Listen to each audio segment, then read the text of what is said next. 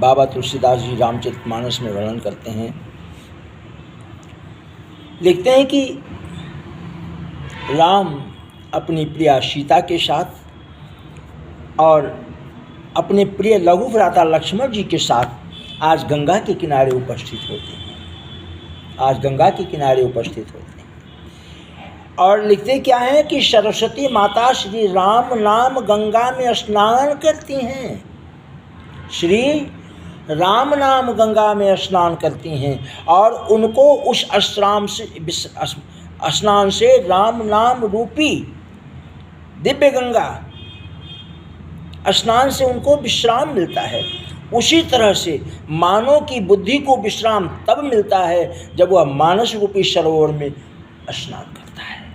जब वह मानस रूपी सरोवर में स्नान करता है तब जाकर के मनुष्य को विश्राम प्राप्त होता है।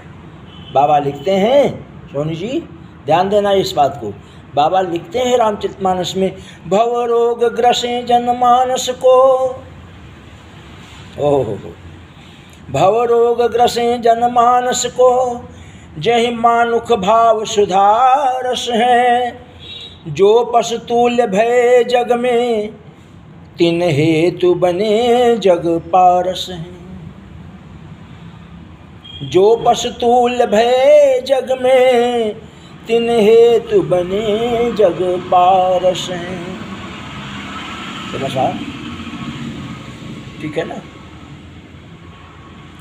बोलिए श्री सीताराम महाराज। तुलसीदास जी बहुत सुंदर रचना करते हैं। लिखते हैं कि प्रथम बहुतों ने तो देखा है चित्रकूट, बहुतों ने देखा है, पर जब भक्त की आंखों से देखो तब। चित्रकूट को देखा तो बहुतों ने है, लेकिन बाबा वर्णन करते हैं कि अगर भक्त की आंखों से चित्रकूट को देखो, यानी जिस आंखों से, बाबा लिखते हैं कि मैं चित्रकूट का दर्शन कर रहा हूँ, कोई भक्त चित्रकूट का दर्शन उस तरह से भक्ति रूपी आंखों से, नेत्रों से दर्शन करे, तब उसे बोलते हैं कि चित्रकूट का दर्शन। और ऐसे तो रोज आइए और रोज जाइए। चित्रकूट का दर्शन बहुत सुंदर वर्णन बाबा तुलसीदास लिखते हैं, बिहरत सिय रघुबीर,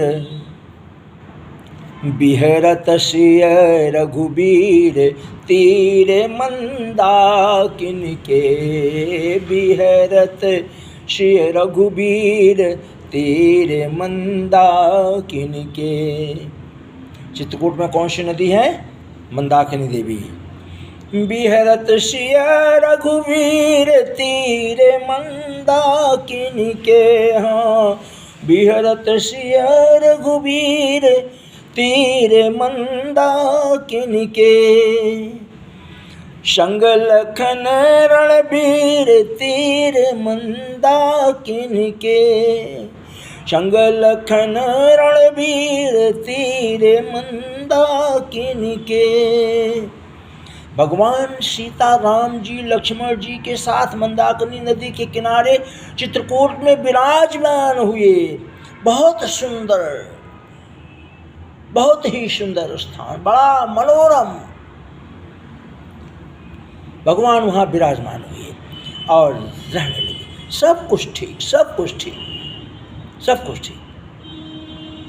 ऐसा लगा कि चित्रकूट में तो आनंद ही आनंद है, और जहाँ भगवान हो वहाँ तो आनंद की महिमा ही बढ़ जाती है। बाबा लिखते हैं कि मानो संकेत यह है कि अयोध्या में आनंद नहीं है। इन्हीं चित्रकूट में भगवान के निवास करने से इतना आनंद बढ़ गया कि ऐसा लगने लगा कि मानो अयोध्या का आनंद यहाँ आ गया और अयोध्या में अब आनंद नहीं है। दुष्ट लोगों के कारण बिगड़े हुए वातावरण को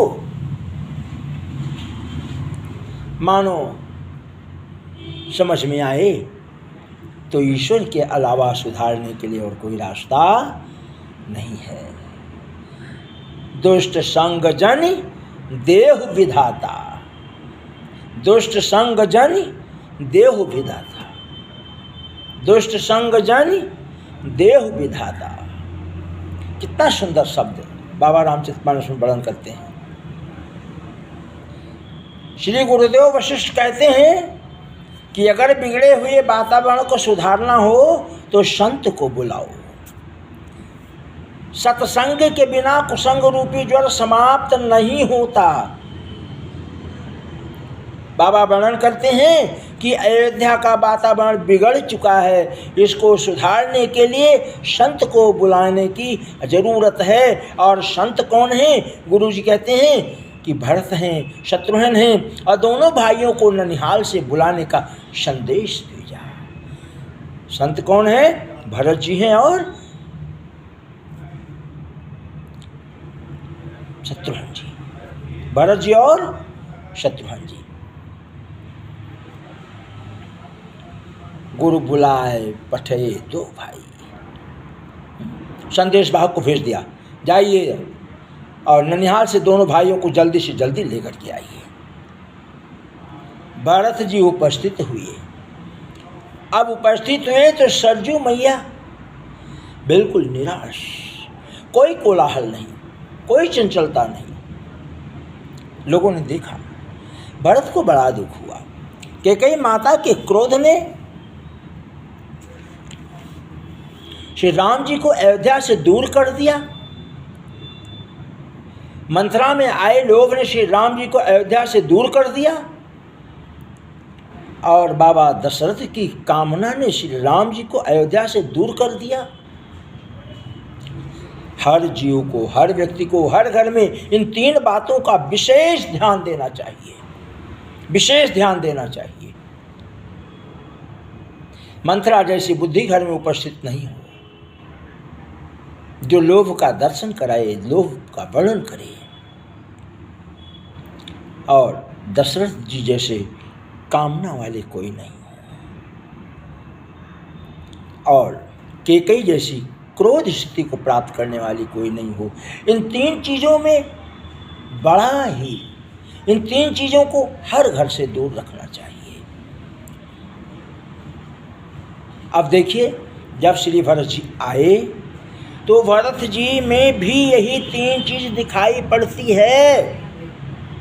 बाबा वर्णन करते हैं कि भरत में भी लोभ है, भरत में भी क्रोध है, और भरत में भी कामना है। भरत में भी लोभ है, भरत में भी कामना है, और भरत में भी क्रोध है। लोग कहते हैं कि संत वह है जिसमें काम क्रोध लोभ ना हो, पर श्री भरत में काम है, क्रोध है, लोभ है। बाबा वर्णन करते हैं कि वह कैसे। पहला, जब ननिहाल से अयोध्या आए और सुना कि राम जी का वनवास हुआ तो कैकेयी माता पर बहुत क्रोध किया। अरे यहाँ तक कह दिया कि माँ, तुम्हारी जीभ में कीड़े क्यों नहीं पड़ गए।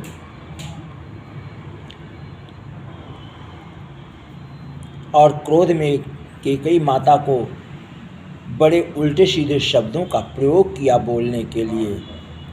बर मांगत मन भई न पीरा।